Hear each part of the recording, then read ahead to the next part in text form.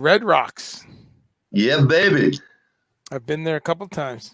I bet you have. Beautiful. One of the best venues around anywhere, I It think. is. It is. What one thing, have you ever done a show, like worked a show there? Or No, I haven't. I've okay. been to a So show and then I've sung from the stage when it was empty. that's I great. had to do it. Here's a tidbit for people that if you're on a crew, then you know this. But Red Rocks is one of the unique places that we play around the United States. Only one of its size where I think this is true. There's one more in Silicon Valley area. Anyway, you do at Red Rock because it's such a long, twisty road to get up there, Right. and it's a road that was built so many years ago. Mm-hmm. I imagine this is the reason. Large, 53-foot semi trucks cannot get up there. Right. Yeah, it's tough to and they could technically get up there, but it's tough to do it, and it's tough to back them into where the load in. So at Red Rocks, you do something called a cross load, which is Right. where the 18-wheelers go to a certain place, and they stop there, and the Red Rocks has, like, I don't know, half a dozen trucks, and they take the truck to your truck, and you take everything off and then bring it into the gig. So it's kind of a pain in the ass because you actually unload twice. Oh yeah, it sounds like a roadie. It's like the song "Roadie's Delight." We'll have to say that. Yeah. Actually, they hire enough people to do it, so it's fine. Well, that's cool. Yeah. Okay, so I'm gonna go do an intro and we'll just roll with it. We'll talk Frank. I'm gonna ask you about you, and then we're just gonna roll into the whole Halloween thing. I'll have a timer on so that we don't get too verbose. We're just gonna hit Halloween, and then I'll ask you about your favorite Halloween songs outside of it. Perhaps we'll make some small talk at the end of it. Okay, that's great. All right, man. Okay, Julie, are you there lurking in the shadows? Oh, don't worry about it. Hi, everybody. Live with Neve. I'm here with Andre Chumley, Frank Zappa, Project Object, many other things. I'll let him introduce himself. His reputation speaks for itself. And we are here to talk about Frank Zappa, Halloween, his bout run in New York, and about all our favorite Frank Zappa tales over the years. So, Andre, it's great to have you. Great to be here again. And good to see you, Neve. And I'm, Neve, that's like the consoles, right? Is it? Right. And if they try to sue me, which I hope they do, it would make a lively court case because it's my initials, which are Neil Ernest Van Erdy. That's great. I love it. I mean, what are they going to do? Sue me for using my own initials? Well, I know. Don't put it past some of these companies. I'm sure somebody will get a hold of it, and if it creates controversy, I'll take it down. I'll agree to the cease and desist. If they're going to sue me, I'm going to be like, here, I'll send you my royalties for the past 2 years. Here, I got $3 for you. Free publicity, yeah. But no, good to be here, man. And I'm holding down the fort during COVID. I'm a touring professional, so like all of us that live on touring, it's ground to a halt. Yes. But nature does what it does. So I'm getting used to it, doing some other things. I'm teaching a bit, teaching guitar and bass and synthesis on lockdown. I'm performing a bit. I have a project called We Are Ants to Them, and that's my website. We Are Ants to Them, and I do electronic performance. And then just kind of my interview world is also a growing thing, and people can find the links to that on my website, andrechumley.com or guitartour.net. So those are my things. My social is at Guitar Tour, so @ Guitar Tour. So I'm doing a lot of stuff. I interviewed recently Michael Shreve from Santana. Great. Pat Mastelotto from King Crimson. Oh man, Pat's amazing. Yeah, one from both Tony. Great, just tremendous drummers. Oh, amazing! I love drummers. I'm a closet drummer. I'm a frustrated percussionist. But interview with Steve Hunter is the most recent one I put up. Excellent. And so I know this is one of your. Should I talk about one of my favorite Halloween songs? Yes, absolutely. Does it matter? So which brings to mind so Steve Hunter, for those of you who don't know, is not a household name as much as he should be, but I Right. think one of the most important guitarists in American rock and roll for the following reasons. He played with Mitch Ryder's Detroit. Right. So on a bunch of that cool early stuff. What a great way to grow up. Yeah, but he grew up in Detroit, but his or lived in Detroit then. His good friends in the late 60s, early 70s included the original Alice Cooper band. Yes. They used to come and watch him play with Mitch Ryder. Mm-hmm. So that's important because they're watching this guy going, yeah, you know, Michael Bruce, take some notes here, you know, Glenn Buxton.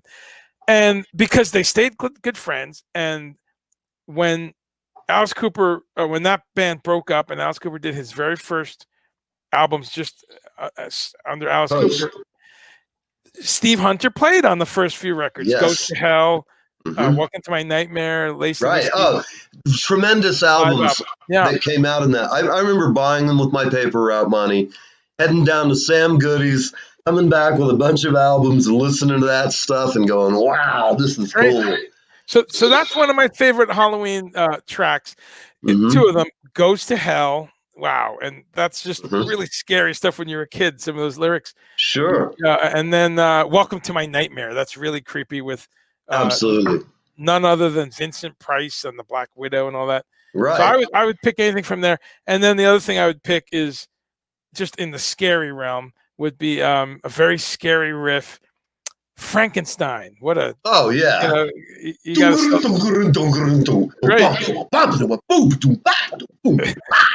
I love that shit. I mean, as a kid, it's down, down, down, down, down. I mean, I just love the whole. I learned to play that when I was probably 13 or something. And like, I'd sit at home terrorizing the neighbors and my parents, and they're like, "Well, we kind of know where he is." Yeah, right. That's true. That's true. You know, those are a few, and there's some Zappa Halloween memories, of course. But yeah. What is your favorite Frank Zappa Halloween memory or show that you viewed that you really dig? Well, that's easy to answer. You know, it's right on my computer now because I've been waist deep in this new Halloween '81 release. Okay, I find it incredible. I just got into Zappa age 16 in September of 1981. So I was just a brand new Zappa fan when I heard that my local radio station in New York City was going to be broadcasting a Zappa concert. I couldn't believe it. Midnight, I got my blank tapes. I had WNEW tuned in. And it was also simulcast on something quite wonderful that I had no access to called MTV. Yeah, it was the first broadcast. So that Halloween is very special to me because I had just been a Zappa fan for about a month. Oh wow!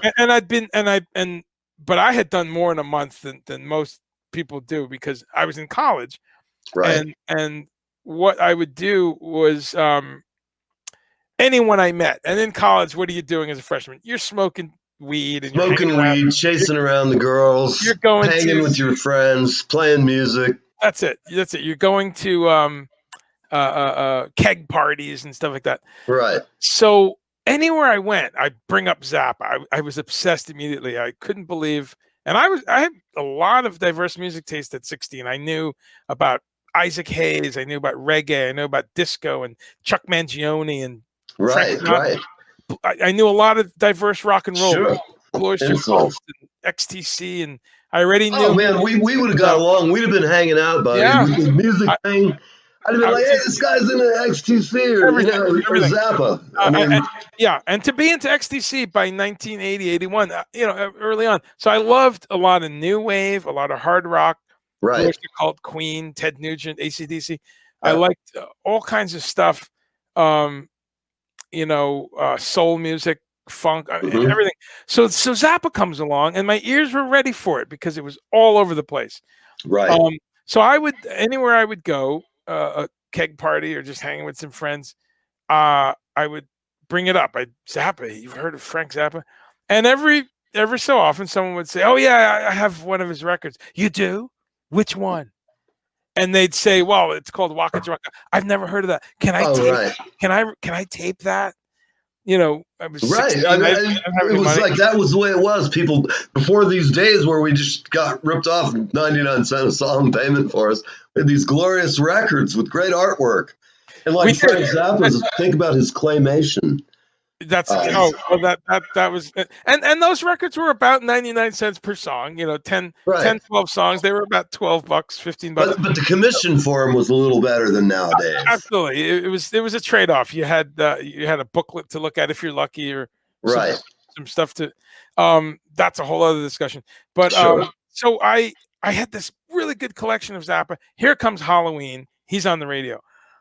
And I'll never forget it because it was my first time hearing him in real time, like playing. Right. So I was listening to it the other day, and I got quite emotional because I realized that first solo on the one that went on the air was the second show, and Right. and they opened with Black Napkins, and that was my first time hearing Frank Zappa. That wasn't a recording, It was Right. Right. you were in real time. No one else on earth had heard it. They're all hearing it at the same time you are. So Right. I'll never forget that.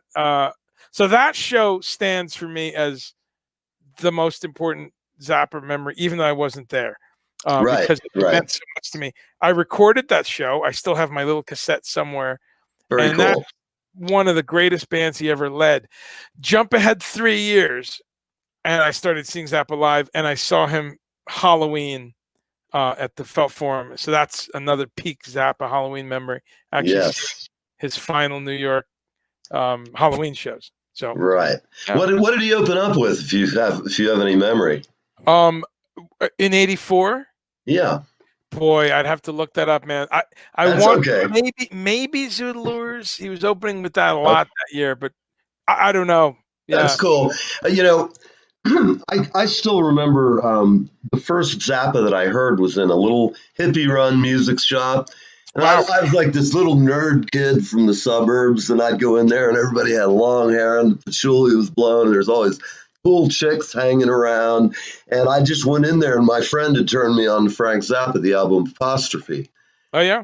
I went in and I bought Apostrophe, an overnight sensation that day. Wow. Went home and promptly sat down and just started grooving on it to scare my parents even more. Sure. They were like, yes, Ernie, what was that you were playing this Right. afternoon? That was interesting. We heard some language.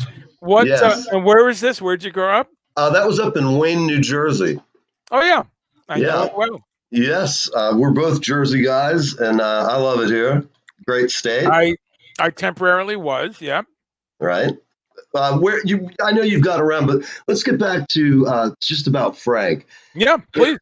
What I know one of my personal favorites, just to talk about it, is the Illinois Enema Bandit, just because I love Bozio in the role.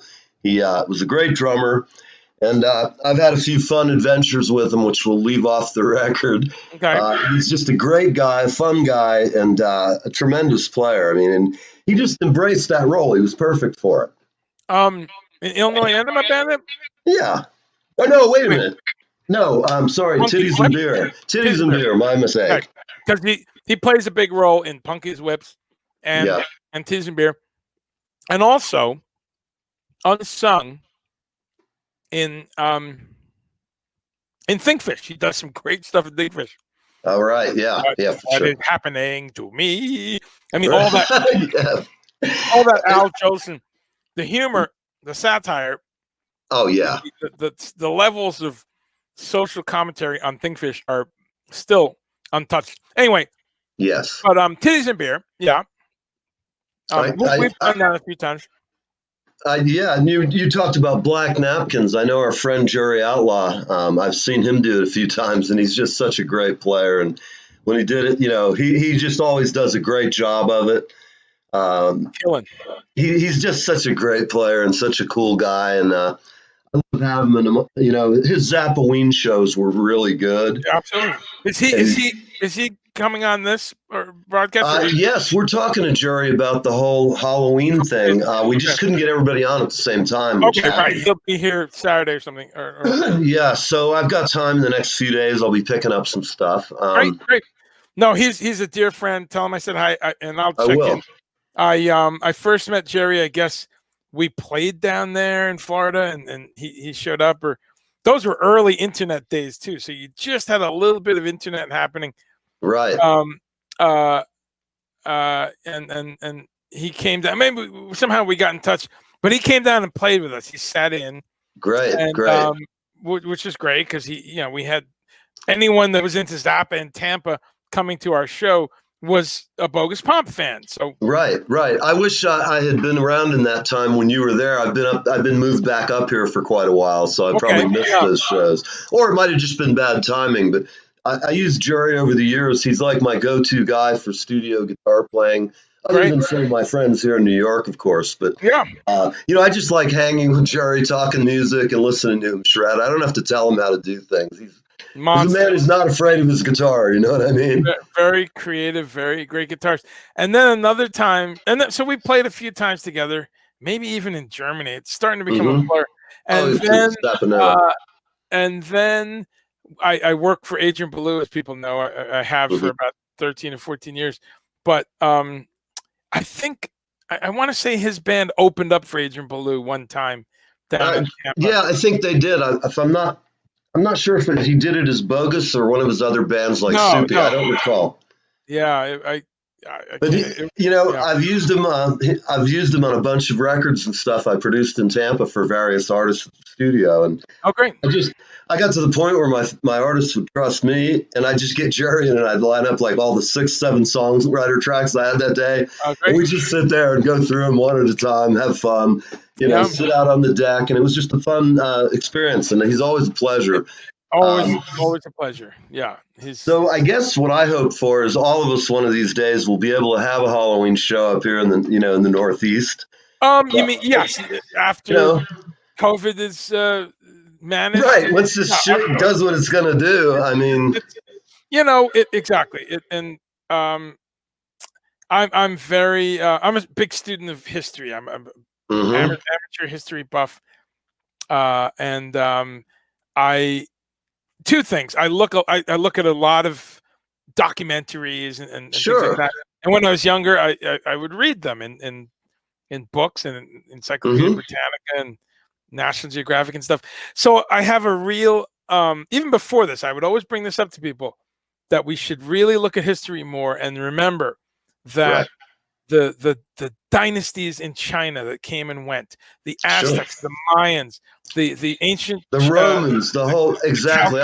I'm like you. We share a lot of the same interests. I love reading history, and the empires of that were on the Nile and Chad and Egypt. The ancient, the Sumerians. I mean, you study the Sumerians. They had so much. We get a lot of algebra and math and astronomical info from them. But it's important. We need to really think about that more. The Roman Empire, exactly, however long they existed. So things come and go. Yes, and I think we also need to remember that humans have endured floods, fires, droughts, pandemics. Actually, yes, and we've lulled ourselves into a strange place in the modern world where I don't know, absolutely. Somehow we think things wouldn't happen. Yeah, we seem to have this misplaced feeling that everything's going to be okay no matter what. And you can look at the period before World War I. I kind of see some parallels in today's world. That's a story for a whole another. We could talk history and how. But that said, coming to 2020, I say, let's just use that to take a deep breath and say, you know what? We're not in control. Even the recent pandemic of a century ago is one we could learn from. These viruses happen, and they've happened increasingly because of, I think, conditions for animals. Right. I think we need to also. So that's my message to people. If there's a message, just something like, don't really put your eggs in the basket that it's going to be May 1st and everything's back, everything's normal, everything's the way it used to be. It'll be incremental improvement. And a lot of things will not ever be the way we had them. That's tough. Thank you very much. You're right. It's tough to swallow. Some wise words from Andre. Andre Chumley is my man here with Project Object and many others. We appreciate having you on, man. It's always cool. Always fun. After this all ends, man, we'll get together and have some lunch. You know, I know It'll you happen. have a specific dietary requirements, but I always go Um, out. I love vegan food as long as it's not my full-time thing. I do eat sure, some meat, but sure. going out to a restaurant with a friend is going out to a restaurant with a That's friend. it. That's it. That's it. And as I point out on I do a weekly show called Meatless Monday Meetups. I If people like are, it. and Yes. one of the things I point out though is um, how prevalent plant-based food actually is. We have it Right. upside down. We Hmm. eat tons more meat in America than is eaten anywhere else in the world. Oh, of Um, course. it's a bit of luxury. Most countries Yes. that are not also first world countries, people can't afford to eat meat 2, 3, 4 times a day. Right. So that's what one of the things that's interesting to me is if you go to all these other places, sure they do eat Sure. meat, but it's once a day, It's nothing. Well, you know, even for 3 me, times a week. I'm very careful, but Yeah, um, good. listen, I want to be talking to you in the near future again. Yeah, You're always fun to have on, and I do enjoy your show about eating. I really do. thanks. That's a Because, you know, different. I've always been Yeah, of the mind you listen to people who you respect and who are smart, and even if you don't agree, you might learn something if you'll just give them a listen. that's Like what I I'm try to drinking do. oat milk now. I never thought Oh, I'd ever that's drink awesome. oat milk, but I dig That's it. It tastes good in my tea, and it's good for you. And I'm like, okay, this is a little incremental improvement no, on that's my great own. to hear. That's great to hear. No, let's chat again. And I guess the closing message I would say to people is Halloween. It's Zappa holiday. Especially now, you have to stay home a bit more, and people should definitely. That's great. People should definitely check out the 81 Halloween release that is now out because wow, there's they cover so much amazing material. The I think band this is is American. I'm the sorry. band is top notch. Is that American? It's a big Yes, one. a little long. It's a little big one. But yeah, that record. Anyone out there who's not checked it out yet, record, that release, I should say. Either Yes. you stream it or you buy the CD box. But I really Frank's playing on that concert is wow. I think he's I don't know. I think it sounds even better than 88. I mean, I love his Wow. tones in 88, but let's get back on that one because he's killing Yeah, it you in know what? I'm 88. going to give it a But listen. Next time we talk, let's talk about it. it's a close one. All right, buddy. Yeah. Well, hey, everybody, check out Andre Chumley. He's got just go to his webpage, his Facebook page. He's got it all out there. And if you have any questions, call me. Andre, we're going to go ahead and run some links to your show, and I appreciate it Awesome. as always. Tell your I, friends, and we look forward to seeing you next time. Bye, see everybody. you Live soon. with me. We're Stay signing safe. off.